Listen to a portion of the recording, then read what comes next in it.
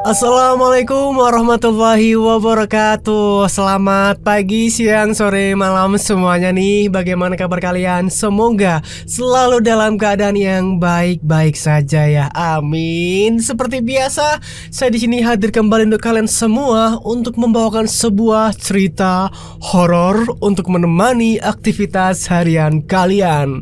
Oke, yang sudah hadir di sini, yang sudah hadir dalam video ini, absen dulu dong seperti biasa. Dari mana dan dengan siapa gitu ya. Seperti nih contohnya nih ya, ada yang sudah absen, yang sudah selalu support, yang sudah selalu hadir nih. Ada Mama Esther dari Jaksel. Makasih Ma sudah support ya. Terus ada nggak tahu nih, nggak ada namanya gitu, tapi dia dari Ponorogo Sambung Jatim hadir. Makasih yang dari Ponorogo. Terus ada dari Ika Cumaida Sidoarjo hadir. Makasih. Ada dari Lutfi Bahtiar Malaysia hadir. Wah, dari Malaysia, makasih banget. Terus ini nih yang selalu hadir nih, ada dari Kak Hani Bekasi. Assalamualaikum Mas Abril. Waalaikumsalam Kak Hani. Makasih ya Kak Hani. Terus juga ada dari Mamah Ndut. Ini juga Mamah juga anti skip iklan loh Mas. Wah, makasih Mas. Masya Allah, semoga rezeki lancar selalu ya Mah. Terus ada juga dari Kak Herlina Ridwan, dia juga selalu ini nih, hadir juga nih. Makasih Kak Herlina Ridwan. Ini sebenarnya bingung nih, Herlina Ridwan itu cewek atau cowok ya? Mohon maaf nih ya, karena dua nama nih. Herlina itu kan cewek ya, yang saya tahu nih. Ridwan itu cowok, jadi bingung mau nyebutinnya juga bingung gitu. Herlina Ridwan ini ya Kak aja ya, Kak Herlina Ridwan gitu. Jadi biar enak, biar gampang lah. Terus ada juga dari Mbah Nani Malang hadir menyimak. Wah, makasih Mbah, matur nuwun sudah hadir Mbah Nani dari Malang. Makasih atas supportnya ya Mbah.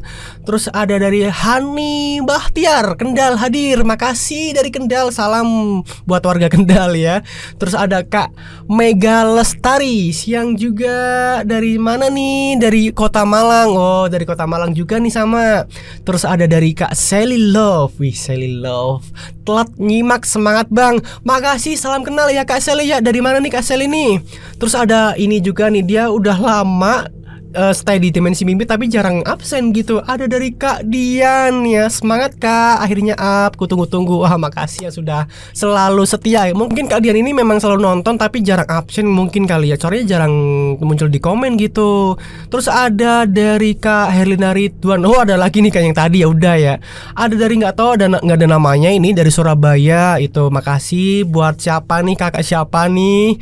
Terus ada dari Kak Rini Puja Astuti. Makasih Kak Rini sudah hadir ya. Ini juga Kak Rini juga ini selalu hadir juga nih. Ada dari Neni di Bandung. Makasih Kak Neni sudah hadir. Selamat bergabung Kak Neni ya. Ada dari siapa lagi nih? Dewi Tirtasari. Makasih buat Kak Dewi sudah hadir. Dari mana nih? Tidak menyebutkan kotanya. Oke, makasih buat semuanya sudah selalu hadir ya, sudah selalu absen, sudah support channel Dimensi Mimpi. Makasih banget, sekalian semua luar biasa.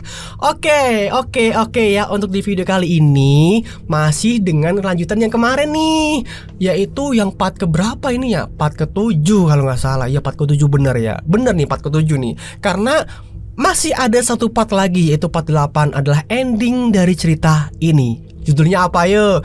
Judulnya itu Rumah Hantu di Perkebunan Karet. Jadi nanti judulnya mungkin tak singkat aja ya, RHDKP.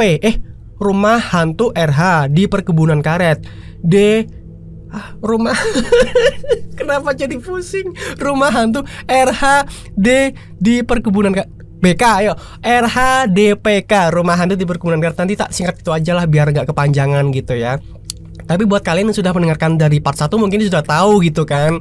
Oke, ini adalah lanjutannya di part ke-7-nya. Jadi seperti apa nanti kelanjutan ceritanya, nanti simak aja ya. Makanya buat kalian nih yang baru nongol, yang baru hadir di video ini, silahkan kalau mau tahu ceritanya tonton dulu di part sebelumnya ya, biar kalian tuh paham. Tapi kalau langsung ya juga nggak apa-apa sih. Tapi ya itu nanti resikonya nggak paham ceritanya, nggak paham alurnya gitu. Oke deh, buat kalian yang sudah menunggu-nunggu akan kelanjutan cerita, ini dia kelanjutan ceritanya tentang hantu perkebunan karet yang dominan. Ada 3 sosok besar ya di sini ya, masih meneror-neror warga Sindang Hulu ya. Masih penasaran sih sebenarnya saya, apa sih sebenarnya 3 sosok raksasa itu apa gitu. tapi kayaknya bentuknya kayak pocong gitu, tapi belum terlalu jelas juga gitu. Jadi makanya kita akan temukan jawabannya nanti ya. Oke, langsung aja yuk kita masuk ke ceritanya. Sudah siap belum? Sudah siap semuanya nih? Oke, kalau sudah langsung aja kita masuk ke dalam ceritanya.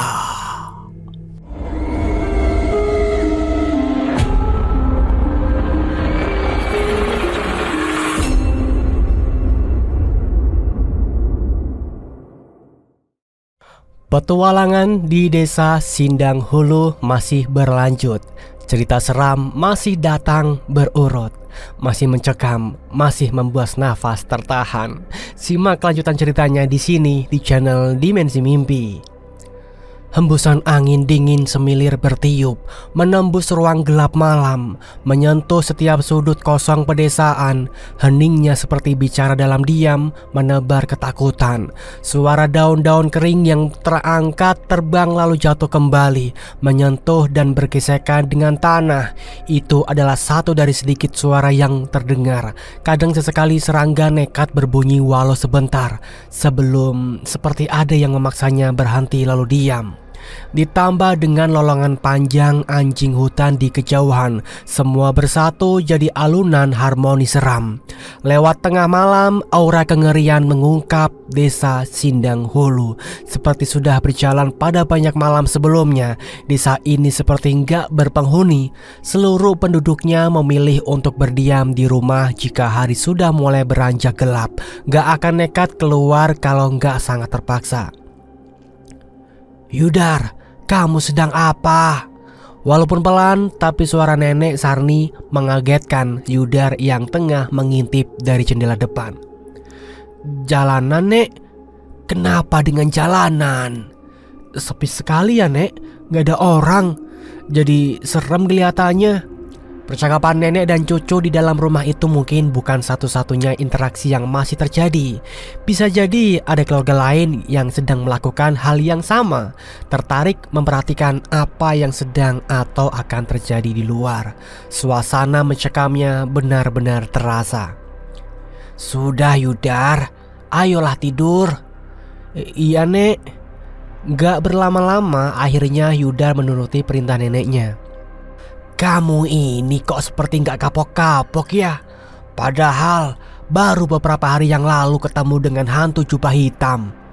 "Sudahlah, lebih baik diam di dalam, tidur sampai malam selesai." Di dalam kamar percakapan kembali terjadi dengan suara pelan, nyaris berbisik nenek Sarmi sekali lagi menegur cucu kesayangannya. "Iya Nek, maaf, kan aku cuma penasaran. Kenapa sih belakangan ini desa kita kalau malam hari suasananya sangat mencekam gini?" Yudar bilang begitu. "Nenek juga sih gak mau cerita semuanya. Aku kan pengen tahu ada apa sebenarnya." "Besok pagi nenek janji akan cerita semuanya. Sekarang tidurlah." Iya Nek, tapi besok janji ya akan cerita semuanya." Setelahnya, mereka akhirnya bisa lelap masuk ke dalam mimpi. Untuk sementara rasa penasaran Yudar masih tertunda, dan kekhawatiran nenek Sarmi akan keadaan mencekam di luar terhenti sejenak. Sementara di luar sana, ternyata di sudut lain desa masih ada pergerakan. Ada dua orang sedang terjebak dalam situasi mencekam. "Sudah aku bilang berapa kali dari kemarin, bagusnya kita berangkat ke sini besok pagi saja. Kan jadi gak sampai tengah malam seperti ini, malah terjebak gak bisa kemana-mana." "Ya mana aku tahu kalau kita akan kesasar ke dalam hutan ini. Harusnya kan sebelum gelap sudah sampai sini."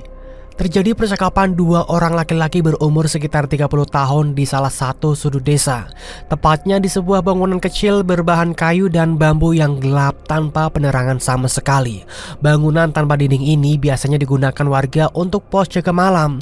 Tapi belakangan malah nggak dipergunakan lagi karena nggak ada warga yang berani beraktivitas malam hari, termasuk jaga malam. Jadinya bangunan kecil ini selalu kosong. Dua orang itu bernama Ramdan dan Ilham, ditugaskan oleh majikannya untuk datang mengunjungi desa Sindang Hulu. Malam ini adalah kedatangan mereka untuk yang kedua kali. "Ih, makin seram aja ini Ham." "Iya, sebentar sajalah kita istirahat. Jantungku masih deg-degan ini." Ilham masih berusaha untuk mengatur nafas. Gila emang. Aku nggak mau lagi-lagi datang ke sini lagi malam hari. Mengerikan sekali tadi hutan itu. Begitulah, ternyata beberapa saat sebelumnya mereka baru saja lolos dari situasi seram di dalam hutan. Tersasar berputar nggak tentu arah sambil mengalami dan melihat pemandangan mengerikan. Sampai akhirnya lepas tengah malam mereka baru bisa keluar hutan. Lalu kemudian masuk ke desa Sindang Hulu. Di pos kamling ini mereka bermaksud untuk beristirahat sebentar, mengatur nafas. "Rumah Pak Paiman masih jauh kah?" tanya Ramdan. "Masih, itu di ujung. Masih agak jauh, kita harus jalan kaki," jawab Ilham sambil menghisap rokoknya dalam-dalam. Ya sudah kalau gitu. Ayo kita lanjut, biar cepat selesai.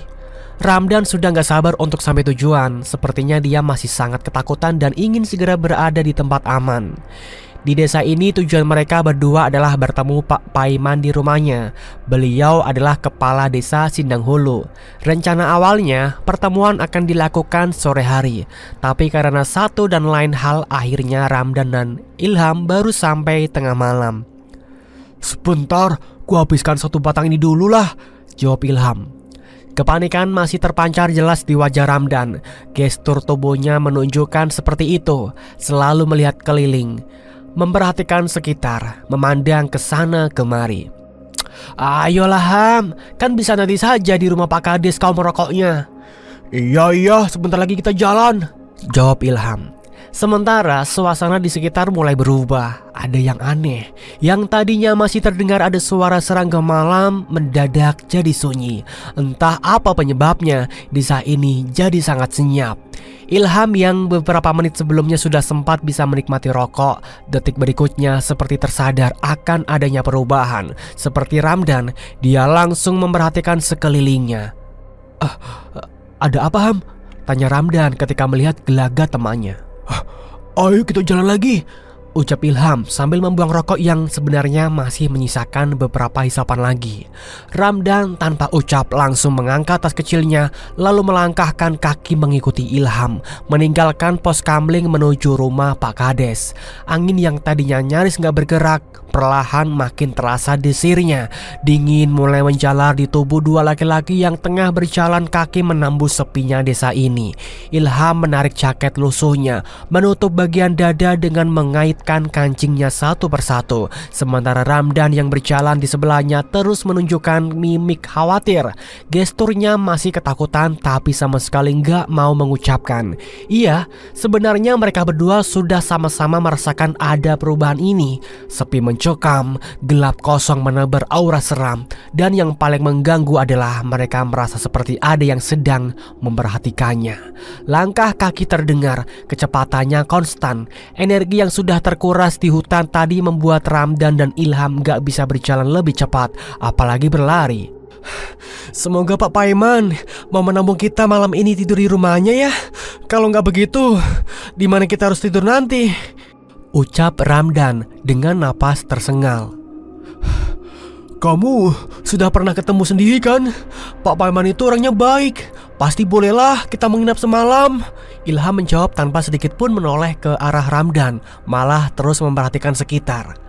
Percakapan singkat itu terjadi di tengah perjalanan yang sepanjang jalan sama sekali gak ada kehidupan, gak ada pergerakan. Setiap bertemu ada rumah penduduk, nyaris semuanya gak ada penerangan, seperti gak berpenghuni.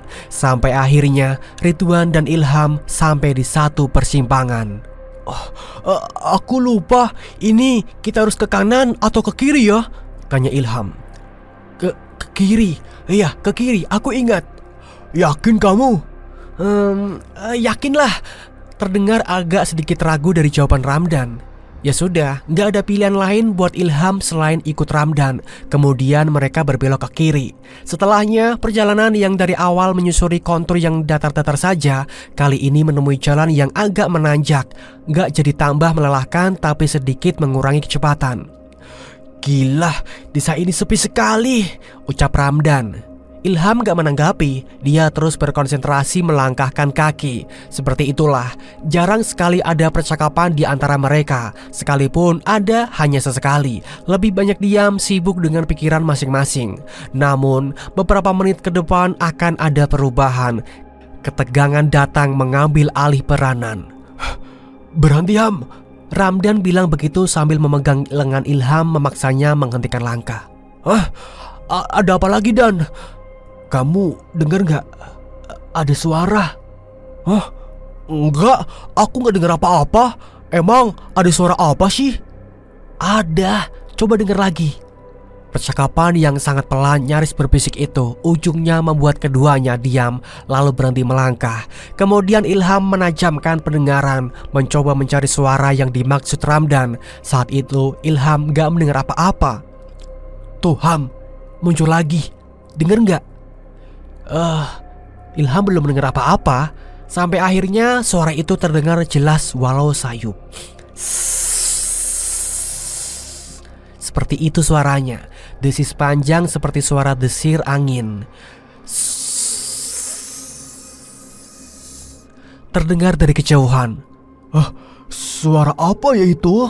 Tanya Ilham ketika akhirnya bisa mendengar. Ramdan diam saja, tapi pandangannya berkeliling berusaha mencari sumber suara. Angin kah? Bukan, angin gak gitu suaranya. Keduanya terus penasaran, berusaha mencari jawaban. Tiba-tiba, ayo Ham, jalan lagi. Ada apa Dan? Udah, jalan aja. Kali ini Ramdan yang berjalan di depan melangkah cepat. Ilham mengikuti dari belakang. Tuh, ada rumah, kita ke situ dulu ya. Ramdan bilang begitu setelah melihat ada bangunan cukup besar berdiri di pinggir jalan sebelah kiri. Lagi-lagi Ilham ikut kemana Ramdan melangkah sambil masih kebingungan kenapa tiba-tiba temannya bersikap seperti ini. Sementara itu suara masih terdengar sesekali. Hanya berselang beberapa puluh detik kemudian Ramdan dan Ilham sudah sampai di teras depan bangunan gelap ini. Letaknya sekitar 15 meter dari jalan. Assalamualaikum. Ilham mengucap salam ketika sudah persis berada di depan pintunya. Ramdan berdiri agak di belakang sambil kecemasan masih memenuhi pikirannya. Gak ada jawaban. Sekali lagi Ilham mengucap salam. Assalamualaikum. Tetap gak ada jawaban. Buka aja pintunya Ham. Tiba-tiba dari belakang Ramdan menggeser tubuh Ilham. Lalu tangannya meraih gagang pintu. Dan ternyata pintu nggak terkunci. Dengan mudah Ramdan membukanya. Ayo masuk cepat. Tanpa pikir panjang Ilham ikut masuk ke dalam mengikuti Ramdan yang sudah buru-buru masuk terlebih dahulu. Di dalam mereka berdiri sejenak memperhatikan sekitar, mencoba mencari tahu bangunan apa sebenarnya yang mereka masuki ini.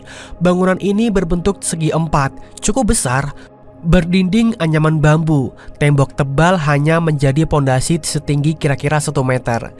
Di kanan dan kiri pintu masuk ada 2 jendela dalam keadaan tertutup. Pada dinding kanan kiri juga ada beberapa jendela tanpa kaca. Nyaris semuanya tertutup kecuali 2 jendela yang ada di sebelah kanan. Keduanya terbuka lebar. Dari situ bisa terlihat pemandangan luar. Dari jendela yang terbuka inilah Ramdan dan Ilham mendapat sedikit cahaya pantulan dari langit luar, sehingga sedikit banyak bisa melihat dalam remang gelap. Di bagian depan bangunan yang kosong nyaris tanpa perabot ini ternyata ada ruang kecil tanpa pintu. Ukurannya kira-kira 2 kali 3 meter. Di kanan kiri ruang kecil ada lemari pajangan yang berisi barisan buku-buku. Walau baru sebentar berada di dalam dan memperhatikan sekeliling, tapi Ramdan dan Ilham sudah tahu bangunan apa yang mereka sedang masuki ini. Ini musola Ham, ucap Ramdan dengan berbisik. Ilham mengangguk sambil masih terus memperhatikan sekeliling. Benar yang Ramdan bilang, ternyata bangunan ini adalah musola. Gelapnya suasana di luar tadi membuat Ramdan dan Ilham sampai harus masuk ke dalam dulu untuk tahu bangunan apa sebenarnya ini. Kemudian Ilham bergerak ke pintu, lalu duduk di sampingnya. Tepat di bawah jendela, membelakangi dinding, Ramdan mengikuti, duduk di sebelah Ilham. Syukurlah pintu musola ini gak dikunci. Kita jadi bisa masuk dan bersembunyi di sini. Bersembunyi dari apa sih? Tanya Ilham, puncak dari penasarannya sejak tadi. Ada apa Dan? Kamu melihat apa sih sebenarnya? Ramdan gak langsung menjawab, tapi dia malah seperti berusaha untuk melakukan sesuatu. Membalikkan badan, tangannya lalu meraba kayu kusen yang ada di samping pintu. Ternyata dia berusaha membuka jendela. Berhasil. Ramdan lalu mendorong daun jendela sangat perlahan. Gak membukanya lebar-lebar, tapi hanya membuka celah cukup untuk mengintip keluar. Tadi aku melihat ada sosok yang sedang berdiri di ujung jalan sana, Ham. Begitu Ramdan bilang, akhirnya dia bicara juga. Sosok kayak apa? Bentuknya kayak orang kah? Gak tahu. Aku gak melihatnya dengan jelas. Yang pasti itu dia tinggi besar, hitam. Dia cuma berdiri diam gitu, kayak lagi memperhatikan kita. Dan yang membuat aku jadi makin takut, ternyata dia kemudian bergerak maju menuju tempat kita berdiri tadi. Makanya aku buru-buru ngajak kamu ke sini. Sambil berbisik sangat pelan, Ramdan cerita semuanya. Kalau benar pikiranku, sosok itu akan jalan melintas depan musola ini. Di jalan itu, lanjut Ramdan sambil menunjuk keluar ke jalan. Ilham yang kelihatannya pemberani kali ini mulai ada kecemasan di raut wajahnya, mulai ketakutan. Kalau benar apa yang diceritakan Ramdan, maka beberapa belas detik ke depan maka akan ada kejadian seram yang mereka alami sekali lagi. Singkat cerita nih, masih belum ada perubahan teman-teman. Jalanan desa masih tetap sepi dan kosong, gak ada makhluk yang melintas. Heningnya cukup menggambarkan keseraman, kosongnya seperti berbicara dalam senyap. Dua lelaki yang sedang mengalami fase menakutkan dalam hidupnya ini hanya diam sambil terus memperhatikan situasi di luar. Gak ada percakapan.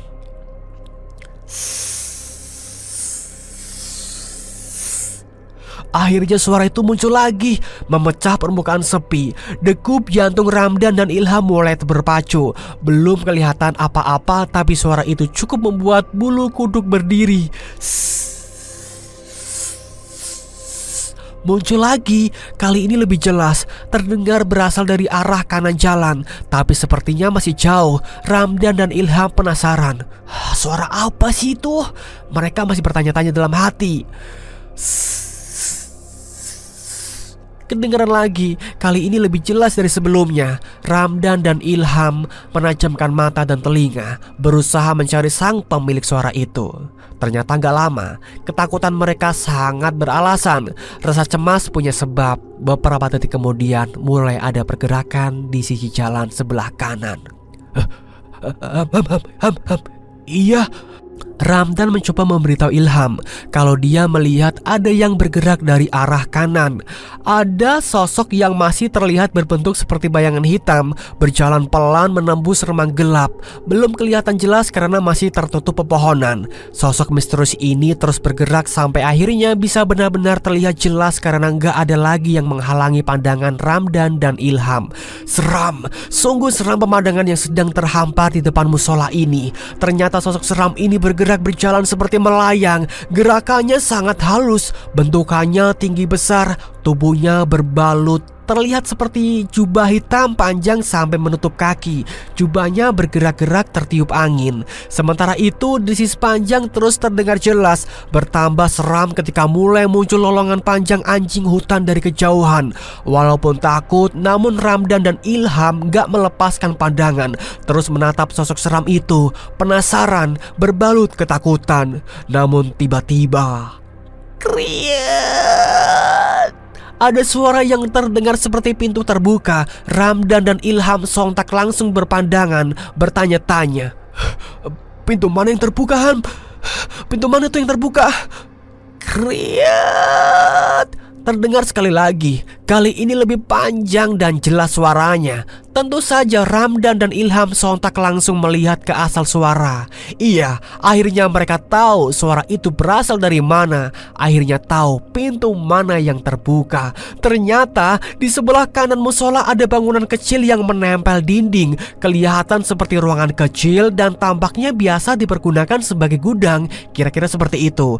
Nah, pintu gudang inilah yang baru saja menimbulkan suara. Suara yang timbul karena ternyata pintu itu ternyata terbuka dengan sendirinya. Sejenak Ramdan dan Ilham teralihkan dari pandangan di depan musola. Mereka sekarang lebih memperhatikan pintu gerbang. Suara terbuka masih terdengar karena memang kelihatan belum terbuka lebar. Ramdan dan Ilham menahan napas, memperhatikan dalam ketakutan. Ini lebih mencekam karena jarak gudang sangat dekat, hanya beberapa meter saja. Akhirnya berhenti, pintu gudang gak bergerak lagi. Sudah dalam keadaan terbuka lebar, Ramdan dan Ilham jadi bisa melihat ke dalam gudang. Walau hanya gelap yang kelihatan karena sama sekali gak ada pencahayaan. Setelah itu, sejenak suasana kembali hening, gak ada suara sama sekali, sepi. Tapi hanya sebentar, kira-kira 5 menit kemudian lagi-lagi muncul suara mencurigakan. Suara mencurigakan itu berasal dari dalam gudang, terdengar jelas karena pintunya dalam keadaan terbuka. Suaranya seperti ada pergeseran satu benda di atas lantai, seperti ada barang yang bergeser bergerak. Lagi-lagi Ramdan dan Ilham tercekam diam, ketakutan sambil terus memperhatikan. Tapi suara itu hanya muncul sebentar saja, setelah itu menghilang, meninggalkan sepi dan hening di belakang. Mereka nggak ada pergerakan lagi di gudang. Perlahan Ramdan kembali mengalihkan pandangannya ke depan musola. Betapa tercengangnya dia karena sosok seram yang dia lihat sebelumnya ternyata masih ada, dan nggak sendirian. Di jalan depan, sosok seram itu sudah menjadi ada 3 dengan bentuk penampakan yang nyaris sama. Dalam remang gelap, ada 3 sosok seram sedang berdiri diam menghadap musola. Tiba-tiba, Ramdan, Ilham bersuara pelan sambil menarik tangan Ramdan, seperti memberi kode menyuruh untuk melihat ke gudang. Ramdan menangkap maksud Ilham, lalu sekali lagi mengalihkan pandangan jadi ke pintu gudang, mencari tahu apa yang Ilham mau tunjukkan. Ilham diam, tubuhnya bergetar ketakutan. Begitu juga Ramdan, gak berani bersuara sama sekalipun untuk bernapas. Mereka terpana, membisu, tubuh kaku ketika melihat ada yang sedang bergerak keluar dari gudang. Iya, ada benda yang sedang berjalan keluar dari gudang. Awalnya hanya kelihatan ada 2 batang galah sejajar muncul dari pintu. Namun lama-kelamaan di belakang 2 galah ini ada yang mengikuti. Kelihatan seperti tungkup setengah lingkaran yang memanjang. Benda terus bergerak pelan, perlahan, sampai akhirnya Ramdan dan Ilham bisa melihat dan menebak pasti apa yang sedang keluar melayang dari dalam gudang. Iya, benda ini ternyata bergerak melayang. Teman-teman, setelah sebagian besar bentuknya sudah kelihatan, barulah dapat dipastikan kalau benda itu ternyata itu adalah keranda mayat. Ada keranda jenazah terbang perlahan keluar dari gudang. Selanjutnya keranda itu terus melayang, meninggalkan gudang menuju ke depan musola. Mata Ramdan dan Ilham terus mengikuti pergerakannya, terus bergerak. Ternyata benar, keranda ini menuju ke halaman depan, lalu selanjutnya ke jalan, di mana sudah ada menunggu 3 sosok seram yang masih saja berdiri diam. Benar, keranda memang akhirnya sampai persis di depan 3 makhluk seram itu. Semuanya diam, hening, suasana makin mencekam, pemandangan yang sungguh menyeramkan. Ramdan dan Ilham masih diam membisu sambil terus memperhatikan. Aku gak kuat, Ham. Akhirnya Ramdan bicara dengan sangat pelan, jatuh terduduk. Tubuh Ramdan gemetar, keringat dingin bercucuran. Dia nyaris pingsan. Ilham gak menjawab, tapi tangannya meraih daun jendela lalu menariknya, menutup jendela. Setelahnya mereka gak bisa lagi melihat pemandangan seram itu. Kembali ke posisi semula, Ramdan dan Ilham duduk bersandar membelakangi dinding. Diam, tetap gak bersuara, membiarkan makhluk-makhluk seram di luar itu beraktivitas, sambil berharap dan berdoa supaya pergerakan mereka terus di luar musola. Di sisa malam, mereka tetap dalam lingkup kecemasan dan ketakutan. Walaupun gak bisa melihat secara langsung, namun suara-suara menyeramkan di luar itu tetap bisa mereka dengar. Masih sangat menakutkan. Sampai akhirnya ketika sudah semakin mendekat ke waktu subuh, kegiatan pergerakan di luar itu berhenti. Terdengar dari suaranya yang gak kedengar lagi, sepi.